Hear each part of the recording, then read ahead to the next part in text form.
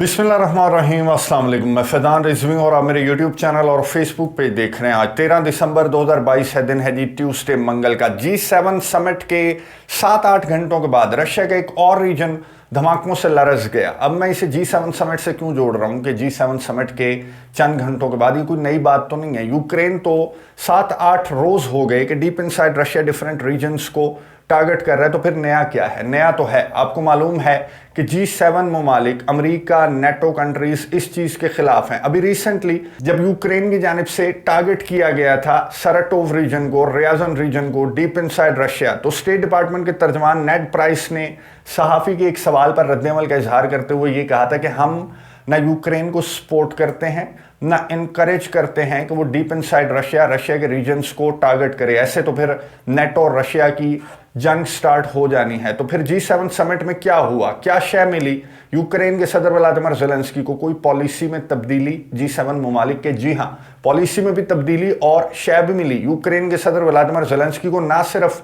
G7 ममालिक से बल्कि रशिया भी शय दे रहा है, G7 कंट्रीज को भी, यूक्रेन को भी। डिटेल्स आपके सामने रखूंगा, बहुत इंपॉर्टेंट तफसीलात हैं। उससे कबल मैं आपको बता दूं कि G7 समिट हुआ गुज़िश्ता रात और इसमें वर्चुअली शरीक हुए यूक्रेन के सदर व्लादिमीर ज़ेलेंस्की। उन्होंने वही बातें की कि सर्दियों की शिद्दत है, रशिया के जो हमले हैं वो एनर्जी इंफ्रास्ट्रक्चर को टारगेट कर रहे हैं, अवाम हमारे बहुत ज़्यादा मुतासर हो रहे हैं, लेकिन हम डटे हुए हैं, लड़ रहे हैं, हमारा काउंटर ऑफेंसिव जारी है और ना सिर्फ जारी है बल्कि कामयाबियों के साथ जारी है। यूक्रेन के सदर व्लादिमीर ज़ेलेंस्की ने दरख्वास्त की कि दो चीज़ें चाहिए हमें, एक तो असलहा, गोला बारूद, lethal weapon, long range missiles, defence system और गैस भी चाहिए हमें, ताकि हम सरवाइव कर सकें इन सर्दियों में और आगे की जानिब बढ़ते रहें। यूक्रेन के सदर व्लादिमीर ज़ेलेंस्की ने एक और रिक्वेस्ट की G7 ममालिक से। यूक्रेन के सदर ने कहा कि मेरा पीस फार्मूला तो आपको पता है, 10 नुकाती पीस फार्मूला है मेरा, तो आप एक समिट बुलाएं, पीस समिट, और मैं उसमें अपने पीस फार्मूला दोबारा से पेश करूं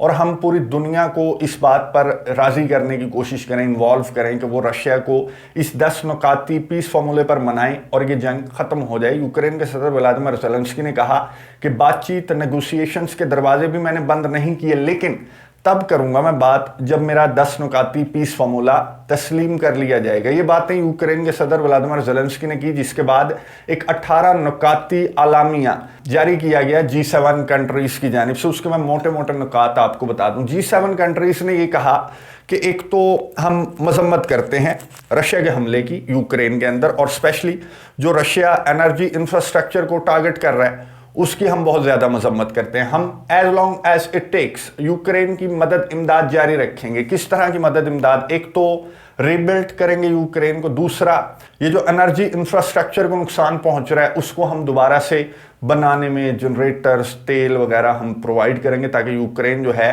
वो सर्दियों में ब्लैंकेट्स वगैरह भी देंगे कि सर्दियों में यूक्रेन सरवाइव कर सके। इस तरह की मदद इमदाद भी जारी रहेगी और असलहे, गोले बारूद की मदद इमदाद भी हम यूक्रेन को प्रोवाइड करते रहेंगे। G7 आलामिया में यह भी कहा गया कि हमने भी बातचीत के दरवाजे बंद नहीं किए। अगर रूस के सदर व्लादिमीर पुतिन बात करना चाहते हैं तो अपनी फौजें निकालें और इलाके खाली करें, जो इलाके उन्होंने कंट्रोल किए हैं यूक्रेन के, और बातचीत की टेबल पर बैठ जाएं। G7 आलामिया में यह भी कहा गया कि सैंक्शंस हम मजीद सख्त आयद करेंगे रशिया पर, और इतनी सख्त होंगी कि रशिया के लिए सरवाइव करना मुश्किल हो जाएगा। ईरान पर मजीद सैंक्शंस आयद की G7 कंट्रीज ने, और पेरिस में एक इजलास होगा, आज ही वो इजलास होने वाला है जिसके अंदर ये चीज़ें डिस्कस की जाएंगी। G7 आलामिया के अंदर जो सबसे इंपॉर्टेंट चीज़ थी, या इस समिट के अंदर से जो सबसे इंपॉर्टेंट बात निकली, वो ये थी कि लॉन्ग रेंज मिसाइल्स और एयर डिफेंस सिस्टम, जो सोफिस्टिकेटेड एयर डिफेंस सिस्टम है, वो यूक्रेन को प्रोवाइड किया जाएगा। इस समिट के बाद क्या हुआ, कुछ इंपॉर्टेंट स्टेटमेंट सामने आई। एक तो जर्मनी की स्टेटमेंट सामने आई। जर्मनी के चांसलर ओलाफ शॉल्स ने कहा कि हम रशिया के साथ अपने ताल्लुकात बहाल कर देंगे। कब? जब रशिया ये जंग हार जाएगा। ये ओलाफ शॉल्स के अल्फाज हैं। उन्होंने कहा जब रशिया जंग हार जाएगा, या रशिया अगर खुद हारने से पहले इस जंग से निकल जाता है, अपनी फौजें निकाल लेता है, तो फिर हम रशिया के साथ अपने ताल्लुकात बहाल कर लेंगे। यूके की डिफेंस मिनिस्ट्री की और यूके के प्राइम मिनिस्टर की भी स्टेटमेंट सामने आई। यूके ने कहा कि हम लॉन्ग रेंज मिसाइल्स देने पर गौर कर रहे हैं यूक्रेन को। क्यों? क्योंकि यूक्रेन के सदर व्लादिमीर ज़ेलेंस्की ने कहा कि आपकी पॉलिसी थी जनाब कि मैंने खुद को डिफेंड करना है, मैंने रशिया पर हमला नहीं करना, मैंने अपने अवाम को महफूज रखना है, मैंने अपने मुल्क को महफूज रखना है और मैं यही कर रहा हूं। तो वो जो डीप इनसाइड रशिया हमले आप कर रहे हैं वो क्या थे? यूक्रेन के सदर व्लादिमीर ज़ेलेंस्की ने कहा कि आप वो हमले देख लें, सराटोव रीजन के अंदर देख लें या रियाजन रीजन के अंदर देख लें या बिलगोरोद रीजन के अंदर देख लें, जो भी सरहदी इलाके हैं रशिया के या फिर डीप इनसाइड रशिया, जितने भी हमने हमले किए वो हमने टारगेट किया जो बॉम्बर्स थे रशिया के, एयर बेसिस थी, मिलिट्री बेसिस थी, उनको हमने टारगेट किया। तो यूके की जानिब से ये स्टेटमेंट सामने आई, यूके के डिफेंस मिनिस्टर ने कहा कि लॉन्ग रेंज वेपन देने चाहिए यूक्रेन को, और यूक्रेन की बात बिल्कुल दुरुस्त है। यूक्रेन खुद को डिफेंड कर रहा है, उन जगहों को, उन रीजन्स को, उन मिलिट्री बेसिस को यूक्रेन टारगेट कर रहा है जहां से रशिया ये हमले लॉन्च करता है, ये मिसाइल्स लॉन्च करता है यूक्रेन के सिविलियन आबादियों पर, यूक्रेन की एनर्जी इंफ्रास्ट्रक्चर पर। तो यूक्रेन के सदर व्लादिमीर ज़ेलेंस्की की बात ठीक है कि यूक्रेन खुद को डिफेंड करने के लिए ये हमले कर रहा है, और डीप इनसाइड रशिया भी हैं अगर ये हमले तो वो हैं यूक्रेन के डिफेंस के लिए। और इस समिट के, इस आलामिये के 7-8 घंटों के बाद रशिया का एक और रीजन धमाकों से लरस गया। ये रीजन मैं आपको बता दूं, ये आपको लोकेशन नजर आ रही होगी, ये है ब्रियांस्क रीजन। रशिया के जो ब्रियांस्क रीजन है ये 30 से 32 किलोमीटर के फासले पर है यूक्रेन की सरहद से। लेकिन यहां पर भी एक धमाका नहीं हुआ, बल्कि ब्रियांस्क के 2 शहरों पर हमले किए यूक्रेन ने। एक शहर तो 30 से 32 किलोमीटर दूर है और दूसरा शहर जो है वो 60 किलोमीटर के फासले पर है। 60 किलोमीटर इतना स्ट्रेस नहीं मुझे देना चाहिए, क्योंकि यूक्रेन तो 700 किलोमीटर दूर तक अब हमले कर रहा है रशिया की टेरिटरी के ऊपर। यहां पर नुकसान क्या हुआ, जो रशिया की डिफेंस मिनिस्ट्री है उसकी जानिब से स्टेटमेंट सामने आई कि हमारे एयर डिफेंस सिस्टम ने इन मिसाइल्स को मार गिराया। लेकिन जो फुटेज जारी हुई है, जो गर्दिश कर रही है यूक्रेन के मीडिया पर, यूक्रेन के सोशल मीडिया पर, ये आपको नजर आ रही होगी, इसमें देखा जा सकता है कि मिसाइल तो गिरा है, गड़ा भी हुआ, और मिलिट्री बेस ही थी जहां पर यूक्रेन ने मिसाइल दागे, ये स्ट्राइक्स की। और यहां पर कोई कैजुअलिटीज तो एज सच मैं नहीं कह सकता कि रिपोर्ट हो सकती हैं, लेकिन बहरहाल टारगेट को हिट किया यूक्रेन के मिसाइल्स ने, और रशिया का जो नुकसान है वो नजर आ रहा है। यहां पर कुछ टैंक्स खड़े हुए हैं, यानी कि टारगेट को दुरुस्त हिट किया यूक्रेन के मिसाइल ने। कि कोई मिलिट्री बेसिस थी जहां पर यूक्रेन ने ये हमले किए, और यहां पर नुकसान हो ना हो, मैसेज तो है रशिया के लिए, एक अच्छा खासा मैसेज है कि G7 समिट के चंद घंटों के बाद एक बार फिर से यूक्रेन ने रशिया के एक और रीजन को टारगेट कर दिया। अब यूक्रेन को एक तो G7 समिट के दौरान ये शय मिली कि यूक्रेन के सदर व्लादिमीर ज़ेलेंस्की इन ममालिक को, इन ग्रेट इकोनॉमीज को कायल करने में कामयाब हो गए, जो कि यूके के डिफेंस मिनिस्टर की स्टेटमेंट से वाज़ेह होता है कि हाँ, यूक्रेन जो है वो खुद को डिफेंड कर रहा है, चाहे डीप इनसाइड रशिया हमले कर रहा है, लेकिन अगर वो गरीब deep inside Russia in military bases पर, इन बॉम्बर्स पर हमले ना करे तो फिर ये स्ट्राइक्स करेंगे इन जगहों से, इन रीजन्स से,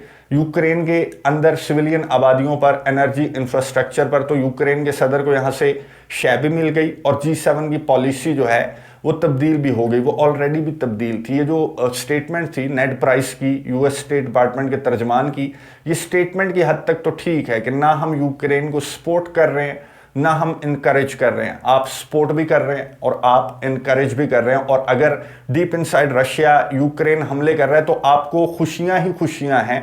गम सिर्फ एक बात का है और डर सिर्फ एक बात का है कि रशिया हमारे से ना लड़ पड़े, नेटो ममालिक से जंग ना स्टार्ट कर दे। तो ये शय रशिया ने दी, रशिया के सदर व्लादिमीर पुतिन ने दी, कि जब डीप इनसाइड रशिया 700 किलोमीटर दूर यूक्रेन के ड्रोन्स पहुंच गए और मॉस्को से चंद किलोमीटर के फासले पर यूक्रेन के ड्रोन्स आकर गिरे, तो फिर रशिया को रिटेलिएट, रिएक्ट तो बहुत स्ट्रांगली करना चाहिए था। तो ये शय रशिया की जानिब से, रशिया के सदर व्लादिमीर पुतिन की जानिब से यूक्रेन को भी मिली और G7 कंट्रीज को भी मिली कि भाईजान अपनी पॉलिसी बदल दो, डीप इनसाइड रशिया, रशिया के डिफरेंट रीजन्स को निशाना बनाया करो, वहां पर हमले किया करो, क्योंकि हमने तो कोई नहीं कुछ करना, हम तो हफ्ते 2 हफ्ते 10 दिन बाद जो है वो 100 मिसाइल दाग देंगे और फिर बैठ जाएंगे। ये एक और मैसेज रूस के सदर व्लादिमीर पुतिन को मिला G7 कंट्रीज और यूक्रेन की जानिब से, कि यूक्रेन ने ब्रियांस्क रीजन को, 2 शहरों को टारगेट किया और सक्सेसफुली यूक्रेन के मिसाइल्स ने हिट किया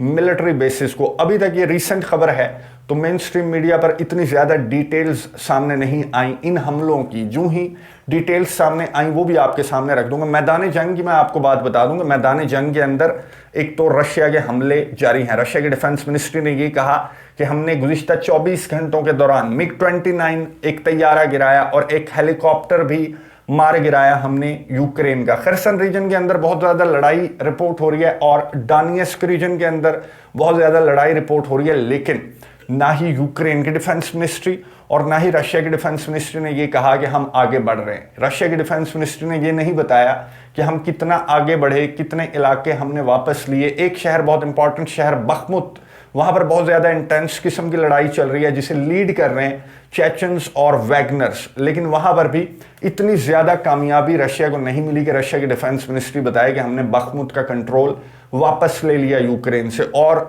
कामयाबी तो मिल रही थी कल तक। मैंने आपको बताया कि कल यूक्रेन ने चेचन्स और वैगनर्स को टारगेट किया जहां पर वो रह रहे थे, रिहाइश पजीर थे।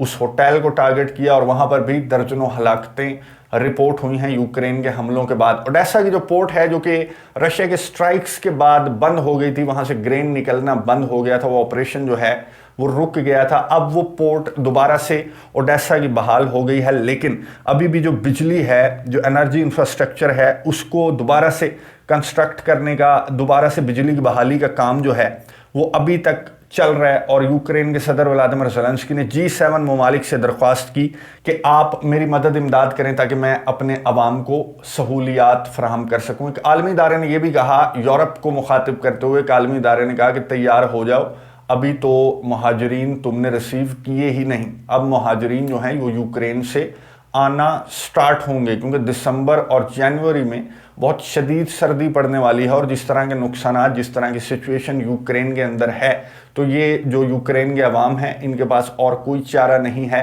सिवाय इसके कि ये अपना मुल्क छोड़कर निकल जाएं। और यूक्रेन के ऑफिशियल्स ने भी यूक्रेनियों को यही मशवरा दिया है और ये भी बताया कि रशिया के पास बहुत ज़्यादा स्टॉक है मिसाइल्स का, चाहे पुराने हैं, सोवियत दौर के हैं, लेकिन रशिया के पास स्टॉक है। रशिया मजीद स्ट्राइक्स करेगा यूक्रेन के डिफरेंट रीजन्स के ऊपर, स्पेशली एनर्जी इंफ्रास्ट्रक्चर के ऊपर। इसलिए यूक्रेन के प्राइम मिनिस्टर ने दरख्वास्त की आलमी बरादरी से, नेटो ममालिक, यूरोपियन कंट्रीज से कि सोफिस्टिकेटेड एयर डिफेंस सिस्टम हमें प्रोवाइड किया जाए इससे पहले कि रशिया मजीद सैकड़ों मिसाइल्स हमारे एनर्जी इंफ्रास्ट्रक्चर पर दाग दे, जिसे हम रिपेयर करने की कोशिश करें। अभी तक यूक्रेन के प्राइम मिनिस्टर का जवाब किसी मुल्क की जानिब से नहीं दिया गया कि ये लो पैट्रियट सिस्टम हमने तुम्हें दे दिया। जर्मनी ने पैट्रियट सिस्टम दे दिया है पोलैंड को। पोलैंड पहले लेने से इनकार कर रहा था और ये कह रहा था कि यूक्रेन को दे दो। फिर नेटो के चीफ अमेरिका के सदर जो बाइडन ने पोलैंड का सॉफ्टवेयर अपडेट किया कि भाईजान जो तुम्हें दे रहा है उसे आगे से मशवरे ना दो, अगर तुमने लेना है तो ले लो, नहीं लेना तो उसे वापस दे दो। तो फिर पोलैंड ने एक्सेप्ट कर ली थी जर्मनी की ऑफर कि हाँ जी हमें दे दो पैट्रियट सिस्टम। बहुत सोफिस्टिकेटेड एयर डिफेंस सिस्टम है जो कि नेटो ममालिक यूक्रेन को देते हुए दिखाई नहीं दे रहे। अब कौन सा लॉलीपॉप यूक्रेन को सोफिस्टिकेटेड एयर डिफेंस सिस्टम के नाम पर दिया जाएगा वो आने वाले चंद घंटों में वादे हो जाएगा, क्योंकि G7 कंट्रीज ने ये कमिट किया है यूक्रेन के सदर व्लादिमीर ज़ेलेंस्की के साथ कि आपको लॉन्ग रेंज वेपन भी मिलेगा और सोफिस्टिकेटेड एयर डिफेंस सिस्टम भी मिलेगा। आपको जो लोकेशन नजर आ रही है यहाँ पर, ये जो पैट्रियट सिस्टम जर्मनी ने दिया है पोलैंड को, यहाँ पर वो डिप्लॉय किया जाएगा। उसकी रीज़न आपको मालूम है कि यूक्रेन का जो एयर डिफेंस सिस्टम का मिसाइल है वो जाकर पोलैंड की टेरिटरी के अंदर गिर गया था। फिर यूक्रेन मान नहीं रहा था कि मेरा एयर डिफेंस सिस्टम का मिसाइल है, फिर खामोशी हो गई। यूक्रेन ने अपनी टीम भी भेजी थी, लेकिन उस टीम ने क्या जाकर वहाँ पर स्टडी किया, क्या एविडेंस दिखाए, वो उनकी बोलती बंद हो गई। कोई इस तरह की खबर सामने नहीं आई। क्या यूक्रेन के पास एविडेंस थे? और एविडेंस होने के बावजूद अमेरिका के सदर जो बाइडन ने उनका मुंह बंद कर दिया कि चुप कर जाओ वरना रशिया और नेटो की जंग स्टार्ट हो जाएगी। पुतिन का रद्द-ए-अमल क्या है, रशिया का रद्द-ए-अमल क्या है? मैंने आपको बताया कि रिसेंट हमले हैं जो कि ब्रियांस्क रीजन के ऊपर किए गए हैं, तो क्रेमलिन का अभी तक रद्द-ए-अमल सामने नहीं आया, लेकिन क्रेमलिन की जानिब से एक स्टेटमेंट बहुत इंपॉर्टेंट सामने आई है। रूस के सदर व्लादिमीर पुतिन हर साल दिसंबर के महीने में एक प्रेस कॉन्फ्रेंस करते हैं। गुज़िश्ता साल ये प्रेस कॉन्फ्रेंस 4 साढ़े 4 घंटों की थी और इसी तरह की होती है। एनुअल प्रेस कॉन्फ्रेंस इसे कहा जाता है, जो कि रशिया का सदर, ये एक रिवायत है रूस की कि वो एनुअल प्रेस कॉन्फ्रेंस करता है रूस का सदर, और वहां पर ना सिर्फ जो लोकल सहाफ़ी हैं, रशिया के सहाफ़ी हैं, बल्कि दीगर जो इंटरनेशनल सहाफ़ी हैं उन्हें भी, इंटरनेशनल जरीदों को भी मदऊ किया जाता है इस एनुअल प्रेस कॉन्फ्रेंस के अंदर कि हाँ आओ पूछ लो जो पूछना है तुमने रूस के सदर व्लादिमीर पुतिन से, ये मौका फिर तुम्हें अगले साल दिसंबर में नसीब होगा। तो इस साल रूस के सदर व्लादिमीर पुतिन ने एनुअल प्रेस कॉन्फ्रेंस, सालों के बाद, बल्कि दिहाई के बाद, ये एनुअल प्रेस कॉन्फ्रेंस कैंसिल की गई है रशिया के सरबराह की जानिब से, और उसकी रीजंस क्रेमलिन ने नहीं बताई। लेकिन जिस तरह की खबरें इंटरनेशनल मीडिया पर गर्दिश कर रही हैं, तो यही कहा जा रहा है कि जी मीडिया को फेस नहीं कर सकते, अपनी हार को फेस नहीं कर सकता रशिया, या फिर रशिया के सदर व्लादिमीर पुतिन कोई पलड़ा अपना भारी होने के बाद रीस्केड्यूल कर सकते हैं अपनी एनुअल प्रेस कॉन्फ्रेंस को। अब पलड़ा भारी करेगा कैसे रशिया?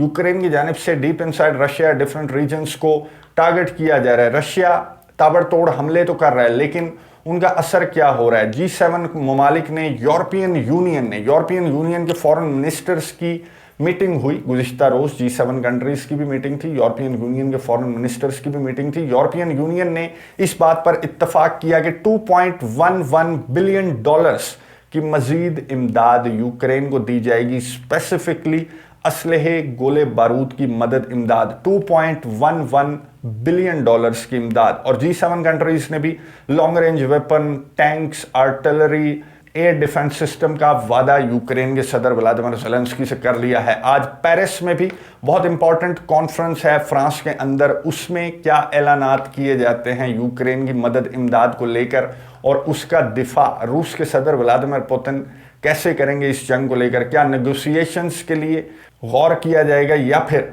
रूस के सदर व्लादिमीर पुतिन के किसी बड़े सरप्राइज का इंतजार है, जिसके बाद क्या ये एनुअल प्रेस कॉन्फ्रेंस रीस्केड्यूल की जाती है, या फिर ये प्रेस कॉन्फ्रेंस अगले साल ही होगी? नजर रखेंगे, आपको अपडेट्स देता रहूंगा। अगली वीडियो तक के लिए इजाजत दीजिए, अल्लाह हाफिज।